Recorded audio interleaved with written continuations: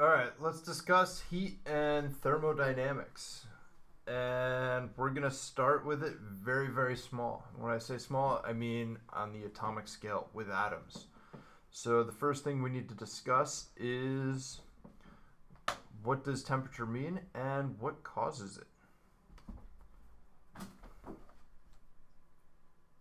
Easy. So looking at the atoms, temperature means how much energy is contained within a container.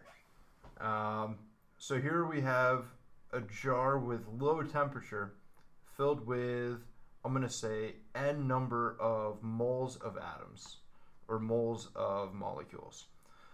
So I don't know, maybe there's 100 moles of molecules here. They're each moving and they each have some mass m, and you can see over here the average tail size of them is relatively small, and what they're trying to convey is they're not moving very quickly, meaning they don't have a ton of energy, they don't have a ton of speed, they don't have a ton of temperature. Over here we have the same number n of moles of this gas in the container, but you can see the tails are much, much, much longer, meaning they're going faster. More speed means more velocity, or rather more speed means more temperature, means more energy. And you can see from the kinetic energy equation, if we have the same mass but we increase the velocity of each of them, that's going to give us the total kinetic energy. And we'll look below at how kinetic energy is translated to temperature. But for now, the part that I want you to get is the faster the molecules are moving, the more energy they have, the higher the temperature is. And also, if you packed more atoms into there, there would be more energy in there as well, because now you have more mass. So you can either increase the mass or the velocity to increase the energy and in turn the temperature. So now if we took all of these molecules and slowed them down to a crawl, slower than a crawl, and we set their velocity equal to 0, then the total energy of the molecules would be 0. And that's what we define as absolute 0. That's where temperature is equal to 0. And I wrote it up here, but I want to assume that these containers are sealed and the molecules can't fly away. Now, absolute 0 is when all of the molecules have no energy, they've completely stopped moving, and it's as cold it can be. And when I say that, I want to highlight that there is no such thing as cold. There's just a lack of heat, a lack of movement. So any amount of movement represents an amount of heat. And as you get less and less and less and less, you have less heat, less movement, less energy. So all three of those go hand in hand. And I want to point out this equation that you should memorize if you don't already know it. And that's to convert temperature between Celsius and Kelvin. Kelvin is measured and often used with chemistry and physics. It's measured with a baseline of 0. So if temperature Kelvin equals 0, that's when you have actual absolute 0. If you have 0 degrees Celsius, that's not true absolute 0. The molecules still have some movement and some energy. And the difference between Kelvin and Celsius is 273. So Celsius temperature is the Kelvin temperature plus an extra 273 to bring it up to water, the temperature that water freezes at, because water freezes at 0. But all molecules stop at 0 Kelvin, which is 273 degrees less hot, again, not colder, less hot than water. All right, so now not all atoms vibrate the same. Just like up here, we have this faster molecule and this slower molecule. And this is the cold container, so this one would be here, and this would be the hot container. we care about the average kinetic energy of all of the molecules, all of the moles. In the cold object, for sure, the average, and I'll switch colors so it shows up a little more. The average is right there in the middle. But there are some molecules that are very, very, very slow and don't have a ton of energy. And there are molecules that are a little bit faster. They have more energy. But what we care about is the average kinetic energy. So this one has a ton of atoms with a medium amount of kinetic energy. The hot container over here on the right side, most of its atoms have a much higher kinetic energy. And it's going to have some that are exceedingly hot. That would be this guy. But it's also going to have some molecules that are slow. So down here on the left-hand side, you can, if you follow this curve, it does have a couple of molecules that are not as fast as the average, of course. And that would be like this guy right here. So it is going to have some slow molecules and some fast molecules. So not all molecules in there are going to have the same energy. They're not all going to have the same speed, which is why when we measure the temperature of a container, we're actually measuring the average. You're not measuring the temperature of any single molecule in there. You're measuring the average temperature of the object. And now is something that I wish I thought about before I started this, but I forgot between making the slide and creating the video, is heat and temperature from here on in are no longer the same term, nor will we use them synonymously, nor will I use them synonymously through the rest of this video. Heat does not mean the same as temperature. Temperature is everything we've described above. How quickly it's moving, and the average, it's a measure of the average kinetic energy of the atoms contained within the container. Heat is the transfer of that kinetic energy from one material to another. So heat is transfer, temperature is the energy. So temperature means what you think it is, but heat only refers to whether the energy is transferred from one container to another.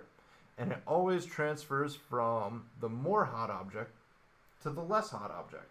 So I'm going to start with this. If I measured the average heat of my hand, it would be about 98 degrees.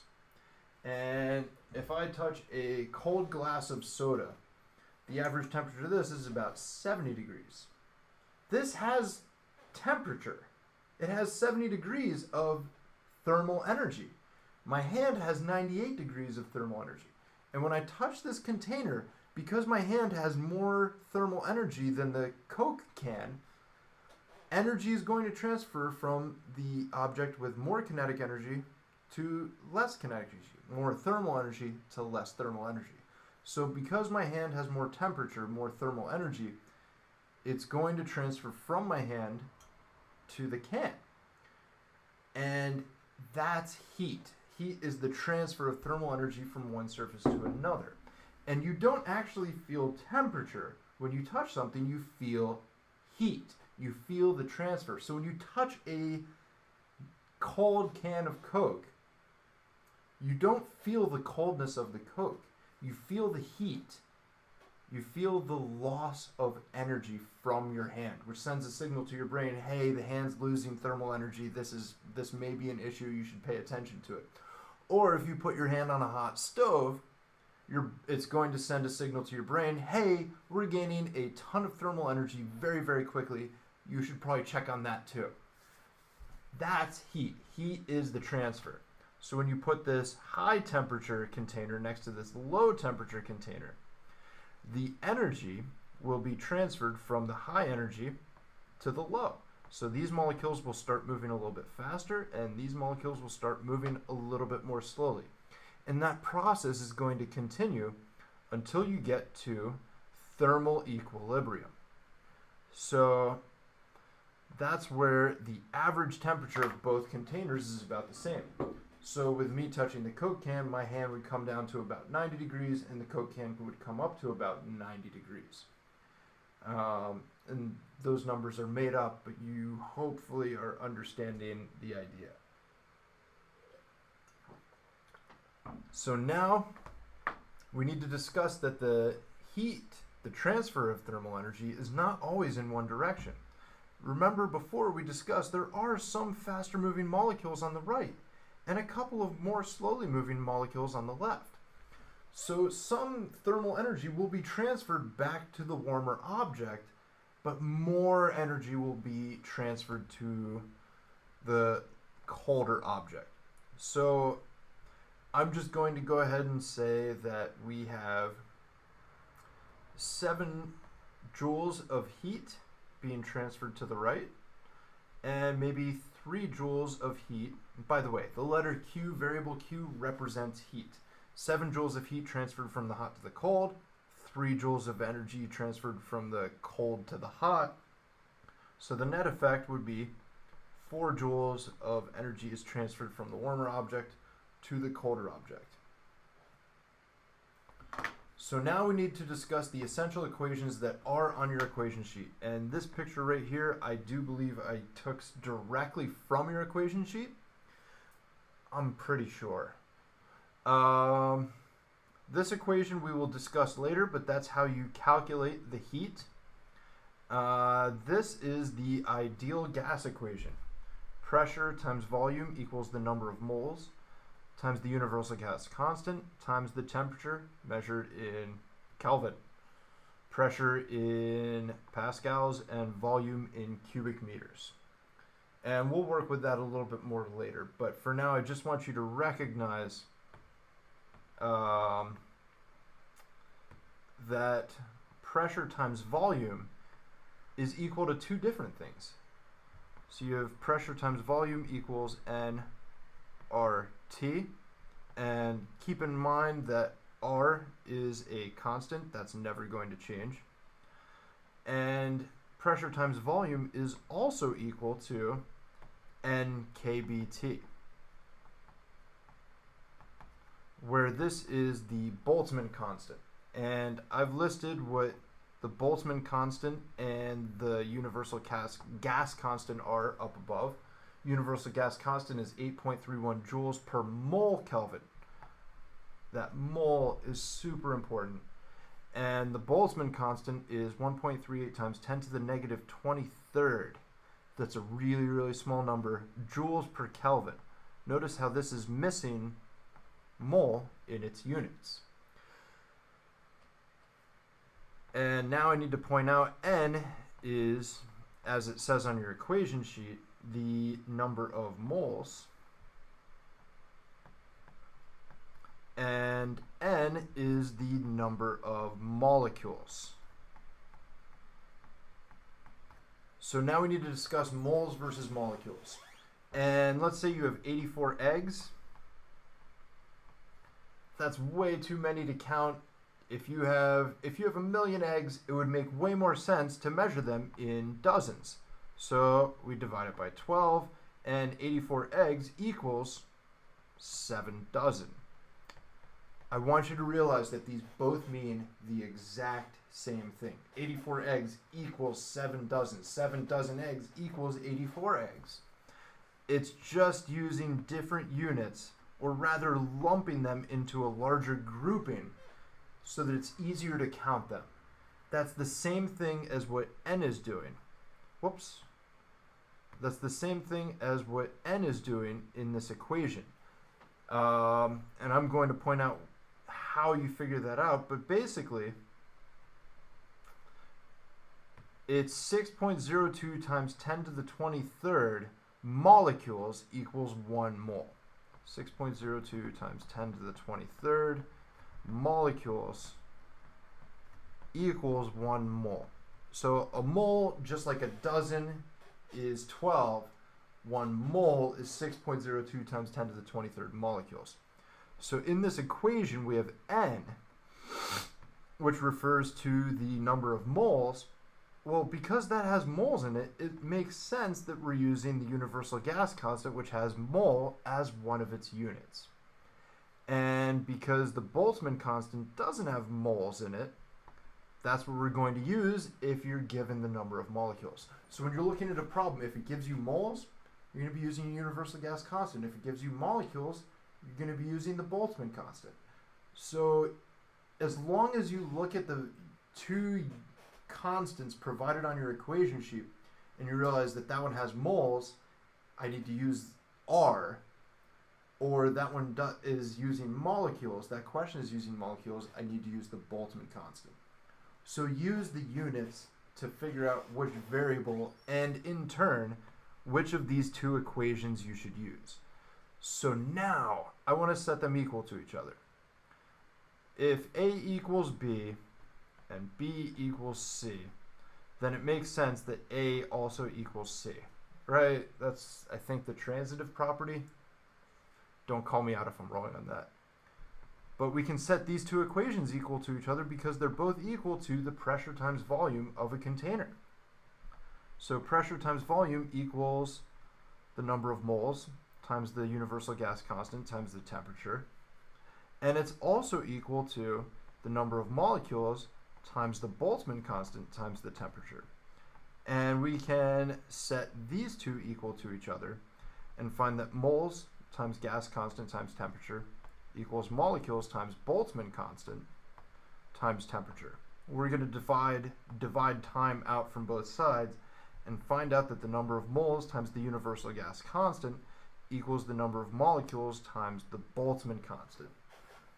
I want you to not worry about the math, but just by looking at that final line, realize that the number of moles times the universal gas constant R and the Boltzmann constant Kb is just a ratio that takes us back and forth between moles and molecules. That's all it does. That's it.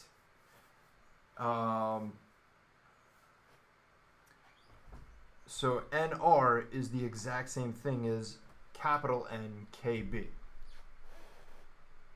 So whether you use the first half of this equation or the second half will depend on whether you're given moles or molecules.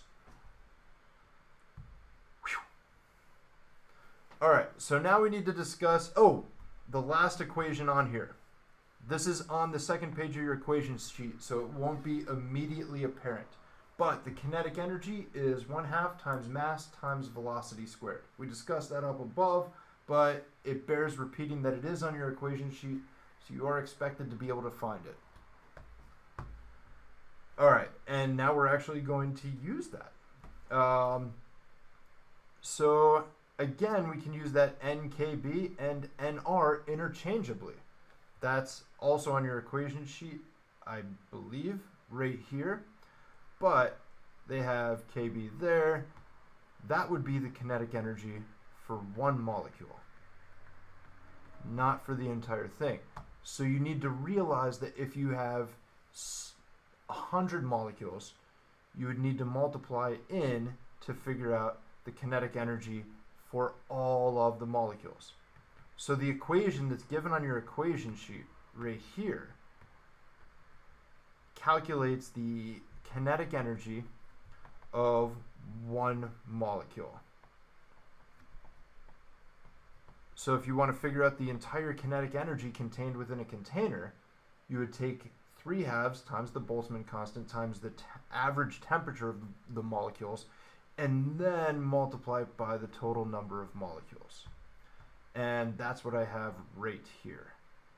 This is not on your equation sheet, but you can extrapolate from this equation to figure out the total kinetic energy of all of the molecules. And again, NKB is interchangeable with NR to translate between moles and molecules.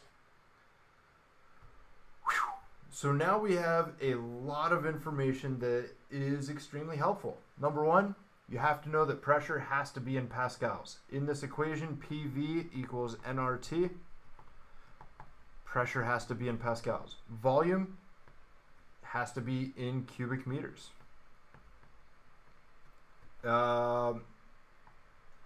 N is the number of moles. R is the universal, or the ideal gas constant. Excuse me, the ideal gas constant. I think I've said that wrong through this entire video. Same idea. And T is the temperature measured in Kelvin. N is moles. and R is a constant. And again, you can write it in this other format, which I've discussed far too long already. But with that, you need to know that N is the number of molecules and Kb is the Boltzmann constant. And you have to be very, very careful of your units. 1 meter is the same as 1,000 liters, or 1 cubic meter. So if you have a 3 foot by 3 foot by 3 foot box, and it's going to be slightly different because a meter is only roughly equal to a meter, but it's pretty much the same idea. You could pack about 500 2-liter bottles into that 3 foot cube, right? So now it should be super easy for you to remember, oh yeah, 1 cubic meter is about the same as 1,000 liters, or 500 2-liter bottles. And the other thing you need to be careful of is somehow 1 cubic meter is equal to 1 times 10 to the 6th cubic centimeters. And I want to point out how that comes about. If you're ever given a number in cubic centimeters, let's say you have 3 cubic centimeters. Let's go with, I'm going to go with 3 cubic centimeters. Let's say you're given a problem, they give you 3 cubic centimeters. Keep in mind, your volume can't be in cubic centimeters, it has to be in cubic meters. This is actually the same as 3 centimeter times centimeter times centimeters. So to get that in cubic meters, we have to cancel out each one of those centimeters. So 100 centimeters is the same or is equal to 1 meter. So now we've canceled out one of them, but we have to do that 3 times. 1 meter for every 100 centimeters. Now we can cancel out the second, and 1 meter for every 100 centimeters. And now we can cancel out the third. And when we do that, you're going to get 3 times 10 to the negative 2, 4, 6 cubic meters. So that's where that comes from. And I don't want you to necessarily have that memorized, but if you don't have it memorized, you should be able to do this work to convert from cubic centimeters to cubic meters. That's the part I want you to be able to get. All right, that is all of the information I have for set 1 or part 1 of the notes on heat and thermodynamics. Please let me know if you have any questions, and thanks for watching. Bye.